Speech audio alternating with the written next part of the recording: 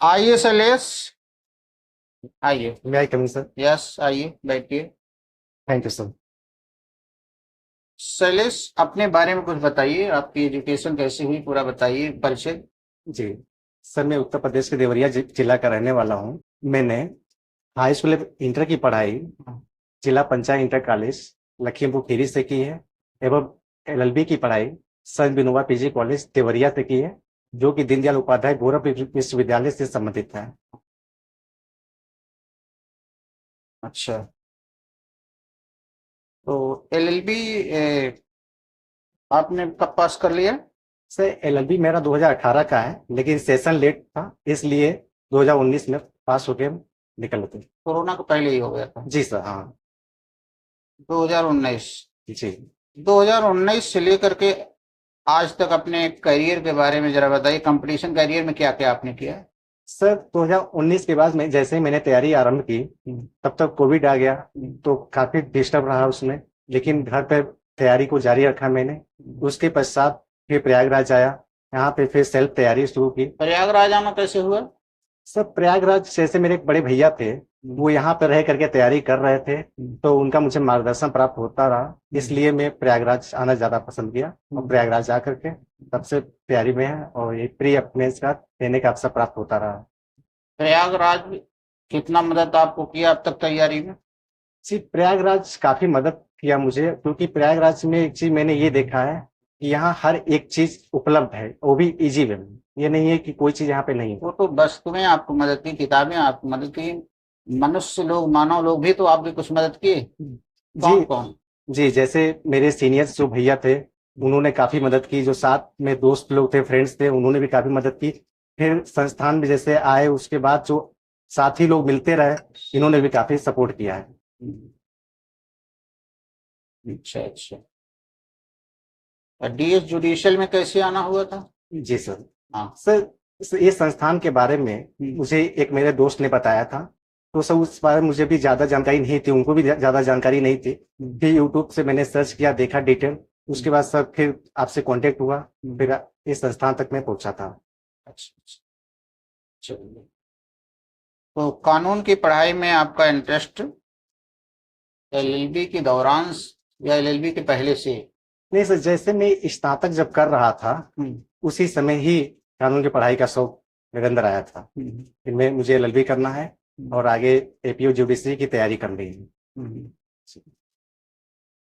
तो आप जुडिशरी की तैयारी के बारे में जो कुछ अभी तक जानते हैं, जी लेकिन एक शब्द है जुडिशरी की तैयारी के बारे में, वो है न्याय शब्द।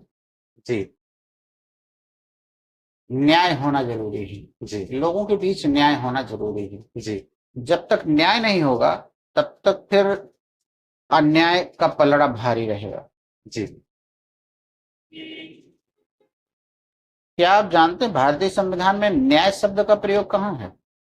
सर ये प्रस्तावना में इस शब्द का प्रयोग किया गया है, सामाजिक आर्थिक न्याय के रूप में। अच्छा, राजनीतिक नहीं? सामाजिक आर्थिक राजनीतिक न्याय। राजनीतिक न्याय।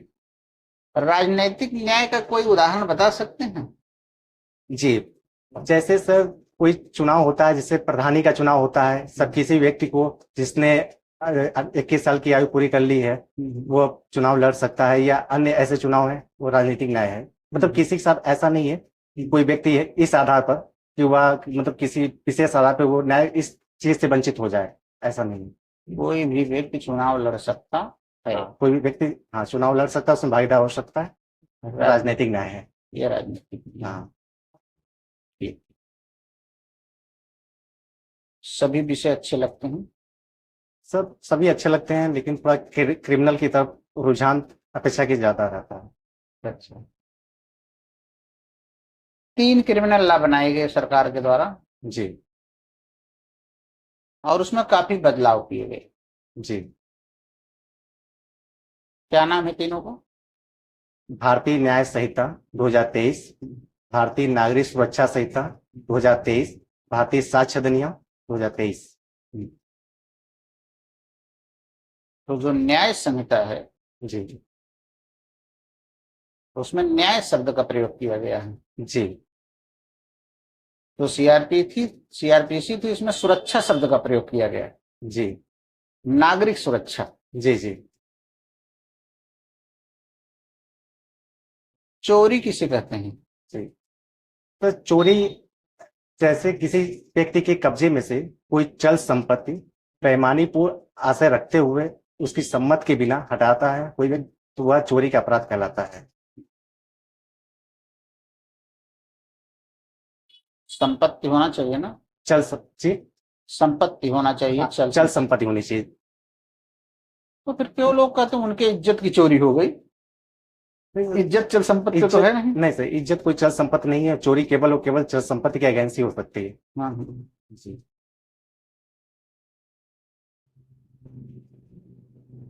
इज्जत की चोरी नहीं होती। नहीं। शरीर के विरुद्ध अपराध है, हाँ संपत्ति के विरुद्ध होता है। हाँ, ये केवल संपत्ति के विरुद्ध हो सकता है, चोरी का अपराध, वो भी चल संपत्ति के विरुद्ध।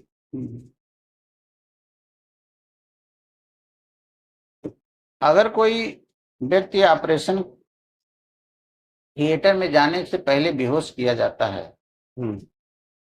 ऑपरेशन के दौरान डॉक्टर ऑपरेशन कर रहा है उसका, जी कोई ऑपरेशन जैसे हार्निया का ऑपरेशन कर रहा हो जी, और हार्निया के ऑपरेशन के दौरान उसकी किडनी निकाल लेता है जी, फिर उसका सिल उल देता है जी, कुछ 6 महीने बाद बीमार होता, पता चलता उसमें किडनी नहीं है, जी, तो क्या ये चोरी है? नहीं सर, ये चोरी में नहीं आएगा, हाँ। लेकिन जो मेडिकल कानून है उसके तहत वो सजा का भागी होगा डॉक्टर। अच्छा, चोरी में नहीं आएगा? चोरी में नहीं आएगा, किडनी संपत्ति में नहीं आएगी? नहीं सर, ये चल संपत्ति में नहीं आएगा, और ये अपने मेडिकल कानून के तहत सर जो है। हाँ, एक डेड बॉडी रखी गई है मेडिकल कॉलेज में जी, बच्चों के पढ़ाने के लिए, जी, एमबीबीएस के बच्चों को पढ़ाने के लिए रखी गई डेड बॉडी है, जी, जी, और एक व्यक्ति उस बॉडी को चुरा ले जाता है, जी, ये चोरी है? नहीं सर, डेड बॉडी भी ये चल संपत्ति विरुद्ध अपराध भी चोरी हो सकता है, डेड बॉडी की अगर चोरी हो रही तो वो चोरी में नहीं आएगा। ये वाले भी नहीं होगी ना? नहीं सर, ये भी चोरी नहीं होगा। नहीं। इंटर कॉलेज में बायोलॉजी के लैब में नर कंकाल रखे रहते हैं पढ़ाने उढ़ाने के लिए, जी, अगर उसको वहां से हटा ले जाए तो वो चोरी होगी, वो हो जाएगा, और डेड बॉडी वाले में नहीं हो रहा। सॉरी सर, थोड़ा कंफ्यूजन हो रहा है।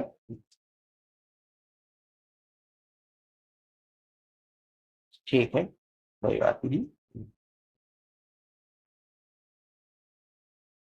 कस्टोडियल डेथ, अभिरक्षा में मृत्यु के बारे में कुछ जानते हैं? जी, क्या है?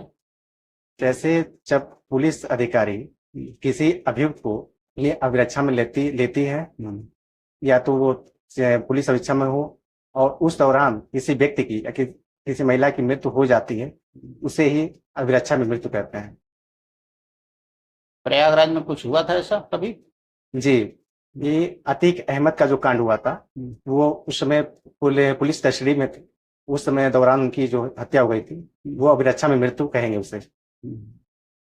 तो उस समय पुलिस कस्टडी में मृत्यु हुई थी वो। जी, ठीक है। सिंपल हर्ट, साधारण चोट किसे कहते हैं? जी, साधारण चोट का तात्पर्य होता है कि जो कोई स्वेच्छा किसी व्यक्ति को शारीरिक पीड़ा, रोग, अंग शिथिल कारित करता है, तो यह कहा जाता है वो साधारण चोट कारित करता है।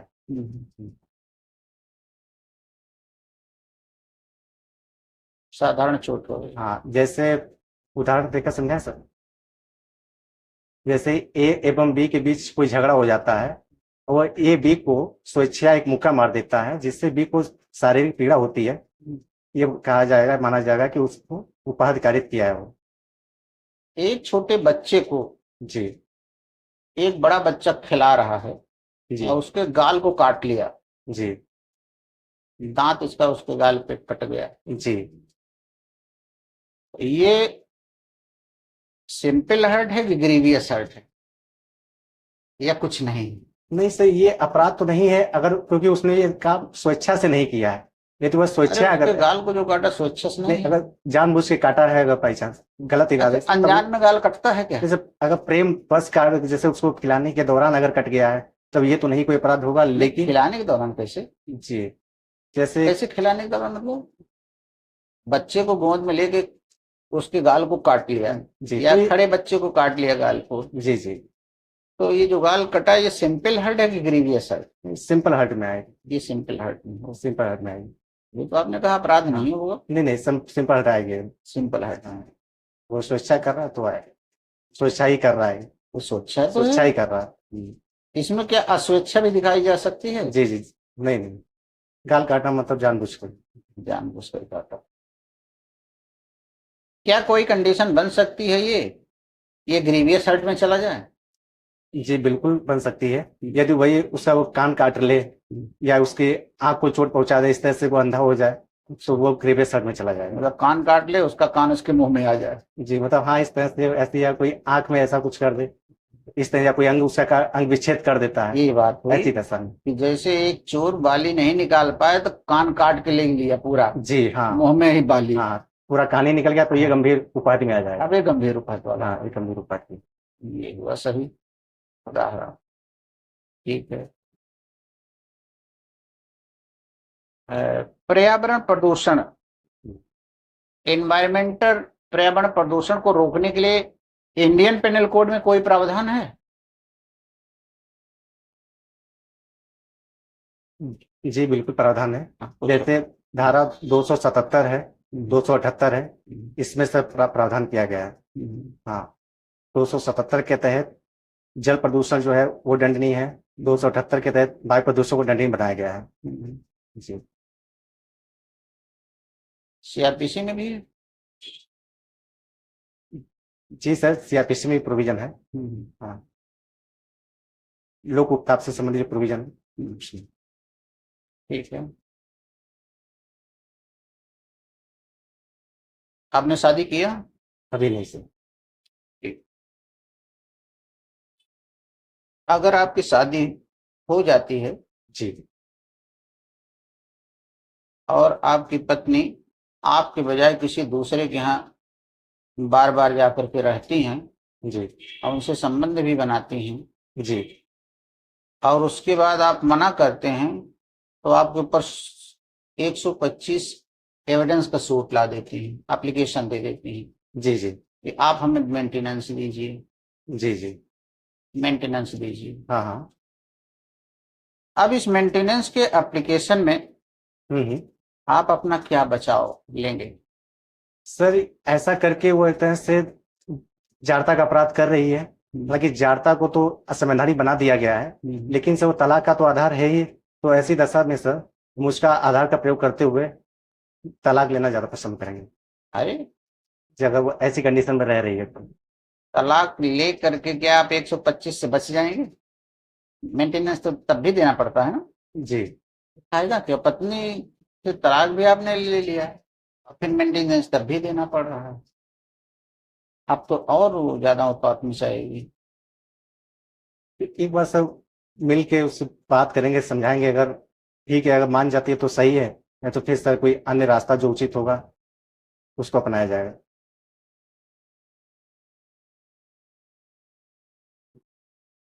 अरे भाई, जब वो मेंटेनेंस का मुकदमा ला रही है, जी उस मुकदमे में आप अपना डिफेंस लीजिए। जी, यार, इस बात का हाँ कंटिन्यूअसली जारता, हाँ जारता तो अभी भी 125 के हाँ, लिए तो है ही है जारता। अभी भी है हाँ। तो मेंटेनेंस से इनकार भी किया जा सकता है इस आधार पे। कंटिन्यूअसली हाँ, जारता अगर है जी सर, तो उसका बेनिफिट आईपीसी में अलग है, यहाँ हाँ अलग है। अलग है, क्योंकि अगर वो जारता की दशा में रह रही है तो मेंटेनेंस से भी इनकार किया जा सकता है, इस अधिकार से डिफेंस ले वंचित कर सकते सकते हैं, हैं। जी डिफेंस ले सकते हैं। जी बिल्कुल, मेंटेनेंस लेने के लिए उनको पवित्र अवस्था में रहना पड़ेगा। हाँ बिल्कुल। ऐसा नहीं कि उजारता की दशा में रहें। जी अब वो कह रही नहीं जोसेफ साइन, हाँ हमें स्वतंत्रता है, जी तो आपको भी स्वतंत्रता है आपको मेंटेनेंस ना देने की। जी तो 25 में आपको डिफेंस मिलना चाहिए। जी 125 का जजमेंट जो आएगा, अगर आपके खिलाफ आया, हम्म, पत्नी के पक्ष में आया, जी तो आप आगे कहाँ जाएंगे? सर, उस आदेश का रिवीजन कराएंगे, या तो सत्र न्यायालय में या उच्च न्यायालय में। मतलब दोनों में से कहीं जा सकते हैं। जी, आदेश का रिवीजन ही होता है सर एक्चुअली। 125 का जजमेंट कौन देता है? सर फैमिली कोर्ट व्यवहार तो वही देता फैमिली कोर्ट में बैठता कौन है? है, न्यायाधीश। नहीं, मतलब रैंक क्या होती है? आई थिंक एडीजे रहेंगे। तो एडीजे से डीजे के यहाँ होगी रिवीजन? कानूनी प्रोविजन के तहत तो रिवीजन आदेश का आपने बोला कि सेशन के यहाँ रिवीजन होगा, जी लेकिन एडीजे से डीजे के यहाँ रिवीजन तो नहीं होता। नहीं, उच्च तो न्यायालय दोनों में। सेम रैंक है। हाँ, उच्च न्यायालय में जाएंगे उस तो उसको दर्शाने। तो डीजे वाला उत्तर गलत है। ओके। हाई कोर्ट में रिवीजन होगा। जी सर। फैमिली कोर्ट के सारे जजमेंट हाई कोर्ट में जाते हैं, जी और सारे जजमेंट डिवीजन बेंच में जाते हैं, सिवाय 125 को छोड़ करके। जी 125 को सिंगल जज रिवीजन सुनता, बाकी सब डिवीजन बेंच में जाते हैं। जी सर। ऐसा फैमिली कोर्ट एक्ट धारा 19 में 19 में लिखा है। Okay sir. उसी में डिवीजन बेंच सुनेगा। Okay sir. हाँ, चलिए, जमानती अपराध किसे कहते हैं? जमानती अपराध ऐसा अपराध होता है जो सीआरपीसी की प्रथम अनुसूची के प्रथम खंड के स्तंभ संख्या 5 में जमानती बनाया गया हो। कोई अपराध बताइए। जी, जैसे आईपीसी की धारा 500, 501, 502 जमानती अपराध में आता है। 304 ए ये जमानती अपराध में की श्रेणी में है। 304 ए की जिक्र आपने कर दिया। जी 304 ए आईपीसी में रेशली एंड नेग्लिजेंटली, मतलब उतावलापूर्ण या उपेक्षा से मृत्यु है। हम्म। इस धारा में जब संशोधन करके बीएनएस बनाया गया, तो सारे ट्रक वाले हड़ताल पे क्यों चले गए थे? क्योंकि सर इसमें वर्तमान में जो भारतीय न्याय संहिता बनी है, इसमें धारा 106 की क्लास 2 में न्याय संहिता, भारतीय न्याय संहिता, इसमें सजा का प्रावधान जो है बढ़ा दिया गया है, जुर्माने का भी प्रावधान बढ़ा दिया गया है। इसी कारण से उन्होंने हड़ताल की थी। किसके कारण नहीं की थी? उन्होंने कहा कि सरकार ने कहा कि हिट एंड रन, मतलब धक्का मार के आप भाग जाइए, ना करिए। आप भागेंगे तो ज्यादा दंड होगा।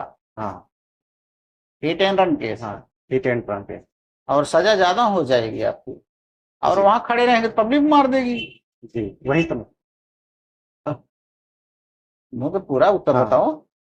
बिल्कुल सर, इसी कारण से वो काफी हड़ताल पे थे, क्योंकि वो लोग प्रैक्टिकल में ज्यादा अनुभव रखते हैं इस मामले में। हाँ, तो फिर उसमें था कि जनता परेशान करेगी, मारेगी, दुरुपयोग होगा। जी, और जो आदमी सही होगा, कौन गलत होगा। वो ऐसी दशा होती है, उसमें कोई किसी की सुनता भी नहीं है। हाँ, इसलिए सर इसीलिए कानून का विरोध हो रहा था। गिरफ्तारी के बारे में महिलाओं को क्या सुरक्षा दी गई है? जी सर, इसके बारे में का बात करें तो सर कानून के तहत प्रोविजन यह है कि अगर किसी महिला की गिरफ्तारी करनी है तो ये महिला पुलिस अधिकारी के द्वारा ही गिरफ्तारी की जानी चाहिए। हाँ। और सर जैसे किसी महिला की गिरफ्तारी में सूर्यास्त के पश्चात एवं सूर्योदय के पूर्व गिरफ्तारी नहीं की जाएगी। लेकिन कुछ ऐसी असामान्य अगर परिस्थितियां, असाधारण परिस्थितियां विद्यमान है, तो वहां पे न्यायिक मजिस्ट्रेट प्रथम श्रेणी की अनुमति से महिला पुलिस अधिकारी गिरफ्तार कर सकती है। महिला को हथकड़ी लगाई जा सकती है नहीं? सर अब तो नए कानून में सर प्रोविजन हथकड़ी का आ गया है, लेकिन सर वो ऐसे मामले हैं जो गंभीर किस्म के हैं, उसमें ही हथकड़ी लगाई जा सकती है। कोई एक केस बताइए। प्रेम शंकर शुक्ला का केस हथकड़ी से संबंधित था सर। अरे ये तो इस संस्था के पहले था। जी, जैसे नए एक्ट में कोई एक मामला बताइए जिसमें हथकड़ी लगाने को लिख दिया गया। वो हत्या में है, हाँ, लैंगिक अपराधों से बालकों का संरक्षण अधिनियम है, बलात्कार संबंधी अपराध ठीक है, हो गया। हाँ, और राज्य के विरुद्ध अपराध में भी एसिड अटैक, एसिड अटैक हुआ, हाँ, औषधि संबंधी अपराध भी सर है उसमें शामिल है। अब प्रेम शंकर की बात आपने छेड़ दी, तो क्या उसमें था? सर इसमें सर हथकड़ी लगाने से संबंधित एक केस था। हाँ। इसमें सर हथकड़ी लगाने के लिए प्रसिद्ध किया गया था कि हाँ ये सर मानव डिग्निटी के खिलाफ। जी सर हाँ। मानव के किस अधिकार का उल्लंघन, किस मूल अधिकार का? तो ये प्राण एवं दैहिक स्वतंत्रता का उल्लंघन। ठीक है। बलात्कार का जो प्रावधान किया गया है, बलात्कार का प्रावधान किया गया है जी, तो बलात्कार के लिए अलग अलग दंड का है कि एक ही दंड है पूरे आईपीसी में? ये अलग अलग प्रकार के बलात्कार में अलग अलग दंड है? सर आईपीसी में जैसे अलग अलग धाराओं में इसके लिए दंड का प्रावधान किया गया था और अलग अलग दंड के प्रकार भी इसमें थे। लेकिन सर जो बीएनएस बनी है इसमें सर एक ही रूप में समेकित कर दिया गया है। 64 के अंतर्गत इसको दंडनीय बनाया गया है। आपकी शादी आपके परिवार वाले एक 17 साल की लड़की से कर देते हैं, मतलब काफी सुंदर है, सब कुछ है, उससे कर देते हैं। वो लड़की आपके घर पे आती है जी, और आप उसके साथ सेक्सुअल इंटरकोर्स करना चाहते हैं, वो मना कर रही है, अभी 1 साल मत करिए जी, 18 की हमें हो जाने दीजिए जी, लेकिन फिर भी आप सेक्सुअल इंटरकोर्स करते हैं जबरदस्ती, जी, तो क्या यह रेप है? जी। जो बीएनएस कानून बना है सर, इसके तहत यदि पत्नी की आयु 18 वर्ष से कम है और उसके साथ शारीरिक संबंध बनाया जा रहा है तो सर ऐसी दशा वो रेप है। हाँ, रेप है। जी सर। इन्वेस्टिगेशन किसे कहते हैं? अन्वेषण सर वो सभी कार्रवाइयां जो पुलिस अधिकारी के द्वारा या मजिस्ट्रेट से भिन्न किसी ऐसे प्राधिकारी के द्वारा जो मजिस्ट्रेट द्वारा इस निमित्त प्राधिकृत किया जाए वह सर इन्वेस्टिगेशन कहलाता है और यह सर साक्ष्य एकत्र करने के प्रयोजन से ही किया जाता है। हाँ। क्रिमिनल लॉ में सीआरपीसी में एक प्रावधान है, सभी प्रकार का एविडेंस अभियुक्त के सामने ही लिया जाना चाहिए। अभियुक्त के सामने ही सारा एविडेंस उसके खिलाफ लिया जाना चाहिए जितना है। जी सर। है प्रावधान? जी, ये प्रावधान सीआरपीसी की धारा 273 में था। हाँ, 273 में। 273 में, आज की तारीख में 308 हो गया है। जी सर, 308 इसमें है। जी सर। तो ये इसकी कई अपवाद भी तो होंगे। जी हाँ बिल्कुल सर, इसका अपवाद धारा 299 भी है, जहाँ भी फरार हो गया है तो वह उसकी अनुपस्थिति में भी सच लिया जा सकता है। एक अपवादी हो गया। हाँ। और ये 317 भी है। हाँ ठीक है, ये हो गया। हाँ सर, एक 253 भी है। 253 तो हाँ। समन ट्रायल है। जी समन सर। ट्रायल है। हाँ सर, 299 से 317 से आगे नहीं आता है। चलिए, तो ये तो छोटी छोटी जो चीजें होंगी, बड़ी चीज में जरा आप बताइए। जी, अगर किसी लड़की के साथ बलात्कार हुआ है जी, और वह लड़की 18 से कम है और उसी का मेन एलिगेशन है, जी, फॉर एग्जाम्पल 12 साल की लड़की अयोध्या में जो घटना घटित है, जी सर। अब मोइन खान अभियुक्त हैं, लड़की 12 साल की है, तो मोइन खान के सामने ही लड़की का साक्ष्य लिया जाएगा कोर्ट में कि नहीं? अगर 272 आपका देखा जाए 73 तो लेना चाहिए। जी सर, लेकिन सर ऐसे मामलों में कैमरा ट्रायल होता है, मतलब जो पीड़िता है। अरे कैमरा ट्रायल में ही हम पूछ रहे हैं। जी सर। कैमरा ट्रायल में सामने सामने होगा? नहीं सर, लेकिन सर ऐसे में पीड़िता का अभियुक्त से सामना ना होने पाए, ये चूंकि वो मामला पॉक्सो अधिनियम के तहत आ रहा है। पॉक्सो अधिनियम की धारा 36 कहती है कि जो पीड़िता है उसका आमना सामना अभियुक्त से नहीं होना चाहिए। वारंट मामला किसे कहते हैं? सर वारंट मामला ऐसा मामला होता है जिसमें मृत्युदंड, आजीवन कारावास या 2 वर्ष से अधिक की सजा का प्रावधान है, वह वारंट केस कहलाएगा। आपको अपने सिलेक्शन पर कितना भरोसा है? सर मुझे पूर्ण विश्वास है कि आज नहीं तो कल लेकिन होगा जरूर चयन सर। अच्छा, सक्षम साक्षी किसे कहते हैं? तो सक्षम साक्षी प्रत्येक व्यक्ति साक्ष्य देने में सक्षम माना जाता है यदि वह न्यायालय द्वारा पूछे जाने वाले प्रश्नों की प्रकृति को समझने में एवं उसका युक्त उत्तर देने में यदि वह समर्थ है तो वह सक्षम साक्षी कहलाएगा। एक विक्टिम मर्डर हुआ और जिसका मर्डर हुआ उसी का बेटा उस मामले में गवाह बन रहा है, स्पष्ट है, तो उसी को ओर से बोलेगा, ये सक्षम साक्षी है। नहीं समझ पाया सर फिर। एक आदमी का मर्डर हो गया जी और मर्डर जिसका हुआ उसका बेटा गवाही दे रहा है, तो जब उसके माँ बाप का मर्डर हुआ तो गवाह उसकी तरफ से बन रहा, तो उसी की बात कहेगा। जी ऐसे गवाह को क्या नाम दिया गया है? हितबद्ध गवाह। जी हितबद्ध गवाह कहते हितवत हैं। का हाँ हितबद्ध गवाह। हितबद्ध गवाह एक सक्षम गवाह है? नहीं कहाँ 118 तो नहीं रोकती, वो तो कहती है सब सभी हो सकते हैं। 118 तो कहती है ना सभी गवाह हो सकते हैं, जी सर कहती है ना। जी सॉरी सर इसके लिए। तो अभी तो फंस जाएगा अगर के 100 सहअपराधी भी तो सक्षम गवाह, हाँ, अप्रूवर भी सक्षम गवाह, अभी सक्षम गवाह होता है। वो तो न्यायालय के समझ क्रॉस से घटेगा। आप अपने शादी में दहेज लेंगे? नहीं सर मैंने कुछ ऐसा नहीं सोचा है। अच्छा, मतलब सोच सकते हैं आप? नहीं सर नहीं कभी नहीं। कहा तो रहे नहीं। सोचा नहीं अभी तक। नहीं सर कभी नहीं ऐसा नहीं सोचा ना ऐसा दहेज लेना है।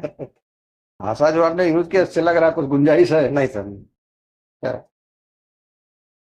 क्योंकि सर मुझे लगता है कि अच्छा, आपने मना कर दिया दहेज हम नहीं लेंगे, जी सर लेकिन आपका जो तिलक सेरेमनी हो रही है, जी उस तिलक सेरेमनी पर लड़की पक्ष वालों ने झोले से गड्डियां निकाल निकाल कर आपके सामने रखना शुरू कर दिया। जी sir what is your duty? तो देखिए सर जो वहां इसमें आपको क्या करना चाहिए? सर ऐसा कोई उसमें सामान है यदि ऐसी कोई सामग्री है जो नहीं, गड्डी मतलब नोट की गड्डियां। तो उसे हम स्वेच्छापूर्वक वापस कर देंगे सर लड़के के पिता को। जी सर वो रोने लगेगा कि पैसा कम है इसलिए नहीं ले रहे हैं। नहीं सर बिल्कुल नहीं हम बात पूरी बात मैंने कर यही बात आ गई, वो रोने लगा बेटा पैसा कम है इसलिए नहीं ले रहे। नहीं सर, ऐसा मैं नहीं पूरी बात नहीं रखूंगा समझाऊंगा उन्हें। हाँ। तो सर मैं उस फिलहाल उस धनराशि को नहीं रखेंगे अपने पास वापस कर देंगे। नहीं भाई, अगर वो रोने होने लगेगा तो आपको उससे मुझे 100 रुपया निकाल लेना, जी थोड़ा सा बाकी सब लेके जाओ आप। जी सर आपकी इच्छा हो गई ना, आइए उसमें से 100 रुपया 50 500 जो एक दे दो, जाओ बाकी लेके। जी सर तो जो 500 आपने लिया क्या वो दहेज की परिभाषा में आएगा? नहीं सर उसे दहेज नहीं मानेंगे। परिभाषा में नहीं नहीं आएगा। आएगा। क्या इंटेंशन दहेज लेने का नहीं? इंटेंशन नहीं है दहेज ये सेंटिमेंटल जो रो रहे हैं वो गा रहे हैं, जी सर। ले करके उनकी मदद करती जी है। सर आपकी इच्छा। उनकी पूर्ति के लिए। अब कोई सुप्रीम कोर्ट का जजमेंट आप तैयार, सिविल जज की तैयारी करते हैं उस समय कोई सुप्रीम कोर्ट का जजमेंट बताइए जो आप तैयार किए हैं। जी सर अभी हाल ही में गौरव कुमार बनाम भारत संघ का केस आया है। इसमें माननीय सर्वोच्च न्यायालय ने यह कहा है कि जो राज्य विधिक परिषद है वो अधिवक्ता अधिनियम 1961 की धारा 24 का उल्लंघन करके फीस वसूल नहीं कर सकते हैं।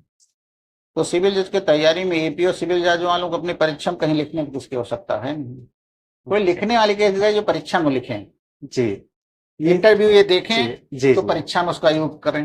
एक केस अभी हाल ही में और आया था सर अब्दुल समद बनाम तेलंगाना राज्य। उसमें कहा गया था जो मुस्लिम तलाकशुदा स्त्री है वो भी मेंटेनेंस की हकदार है।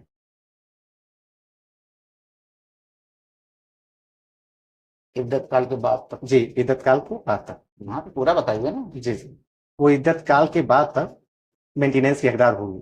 चलिए, आपका इंटरव्यू बहुत अच्छा रहा, तैयारी आपने काफी अच्छी तरीके से की है। डीएस जुडिशियल एकेडमी की शुभकामनाएं। Thank you sir.